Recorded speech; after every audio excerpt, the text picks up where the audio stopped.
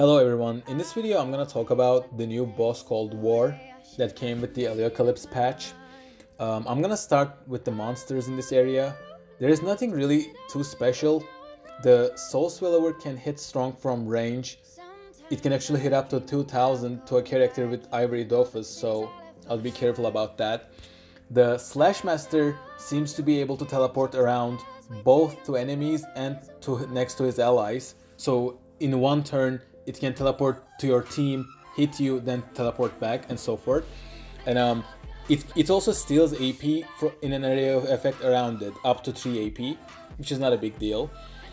The Plaganoid seems to have a spell that can hit around summons. So if you have like a caveat in between your characters, that might be a problem. And lastly, the Olgoth, which is only present inside the dungeon, has the new threshold mechanic on it.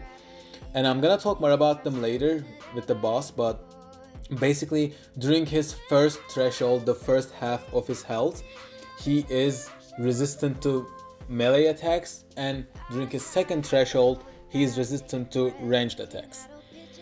Now the boss also has the threshold mechanic. It actually has 4 thresholds, so her health bar is divided into 4 equal pieces. You can actually follow if you're towards the end of a threshold or wherever you are on the screen. You can see the yellow health bar, which is the current threshold you're in. Now, this is important because the boss is gonna summon different weapons whenever he goes to a new threshold. And the one important thing about this is that if, let's say, the boss is 50 health away from a next threshold and you hit it with a very strong spell, let's say Iop's Wrath, you're only gonna hit her 50. So you should be careful. If you have a charged up spell that's gonna hit a lot, you should first make him change into a new threshold and then use such a spell. And also, you can only hit the boss after all his allies are dead. And the boss doesn't really have any strong spells beforehand, especially if you remove movement point from it. It's not gonna do anything. Once it's unlocked though, aka once all his allies are dead, it gains new spells and mechanics. So first of all, he has the Bravery mechanic, where he will put the Bravery debuff on one of your allies, and this will stay on for 2 turns. During those 2 turns, he will only attack that ally. He will chase that ally to hit it, and he won't hit anything else. The one good side of this is that he tends to prefer putting this spell on summons. So say he puts the spell on a Coney and the Coney dies, he will actually pass its turn and not hit anything else before the spell comes back. The bad side of this spell is that if a character that doesn't have the Bravery on them hits the boss, they will get the pacifist state for 1 turn. Which means is that during these turns, you will see the flexing muscle on top of the boss. Each character can only hit her once a turn. So you should be careful, and you should only use the strongest spell you're gonna use that turn. So, like I said, the boss has 4 thresholds, and he's gonna summon a weapon after each threshold. The weapons are always in the same order, and he summons the weapon clockwise around it, starting from the top right side. So if there's a summon or a character or an enemy there, he's gonna summon next to it, like 2 cells away from the boss, and it's gonna like complete the circle and place the weapon in the first empty spot. So the way the weapons work is each weapon has a unique shape where they will hit in that shape during their turn, and when they are summoned, and when the boss switches places with them. So what I mean is, once you take the boss to a new threshold, he's instantly gonna summon the weapon on the first free cell, and as soon as that weapon lands, it's gonna do damage depending on its area of effect, and this damage is incredibly high. The boss can basically 1 turn your characters around the weapon, so you should be very careful. And the boss, once she is unlocked, one of the spells that she gains is the ability to switch places with her weapons. And when she does that, the weapon will hit in its area of effect where it lands, as if it's just summoned. and also they will hit during their turns. Now, you might say, since the weapons hit so much and they don't have any resistance and don't have a lot of health points, you might think that it's logical to kill them, but it's really not, because every time you kill a weapon, the boss will gain 10% final damage, 10% resistance, and a bunch of ability points and movement points permanently for each weapon. So basically, even if you have just killed 2 weapons, the boss will now have about 13-14 movement points, like 15ish ability points, 50% resistance to all elements, and it's gonna hit quite hard as well. So I advise you guys to not kill any weapons and try to finish the boss while all the weapons are up. Because while you're in this state, the boss only has 6 movement points, so you can effectively remove all of her movement points, which is quite possible since she has such a low amount of movement point resistance.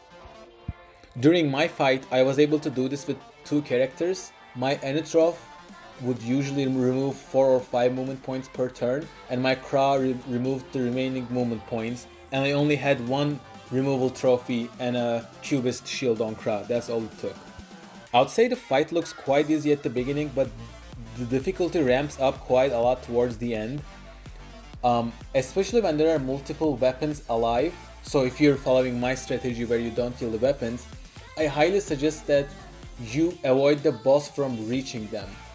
And I am not 100% sure what's the range or shape of the spell of the boss, but I just tried to push the weapons away as much as I could so that the weapons wouldn't hit my characters in their respective area of effects, and also the boss wouldn't swap places with them.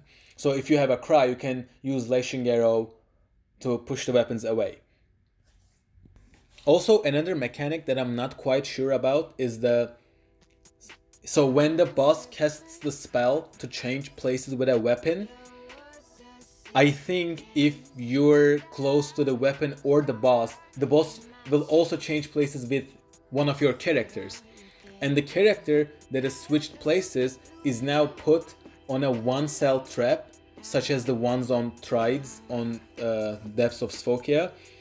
And when your character steps on this glyph, they're gonna take about 1,000 neutral damage. So you might think you can just pass on the spot, but if you're doing zombie, you have to move and take the damage. In this fight, you can see that I am trying Hermit and Zombie together, but towards the end I fail because my Enu gets locked by the boss.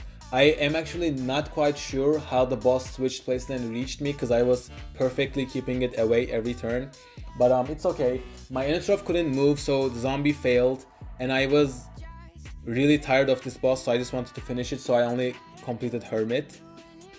If you don't want this to happen to you, you should plan on getting some dodge trophies on each one of your characters so that they can move at least 1 cell even when locked by the boss. Because I forgot to tell this before, the boss is unmovable throughout the fight. So you can never push it, pull it, or anything like that. So your only tool is to remove its movement points. For other achievements, I am gonna probably upload them too. But it looks like for duo, the best strategy is to use a Cra or Enu with movement point removal and another character of your choice and just kill them from range. I am pretty sure you can do this with an Elio portal design where you just keep running away from them. I am not that good with Elio, so I'm not going to be using that. And for 200 idol score, I'm gonna try using melee idols with Feka and Iop, but I'm not sure if I will be able to survive it, because if I'm that close to the boss and she summons the weapon, I'm gonna get quite a lot of damage. Although I'm not sure, we can also try and use ranged idols with the same method of using the Cra and Enu. I'm gonna share when I do these achievements, but those look like the easiest way to do those achievements.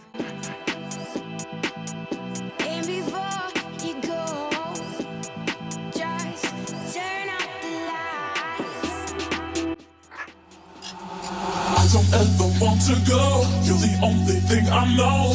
You got me hooked on you, baby. No, I don't ever want to leave. You're the only thing I breathe. You got me hooked on you, baby. I don't ever want to go. You're the only thing I know. You got me hooked on you, baby.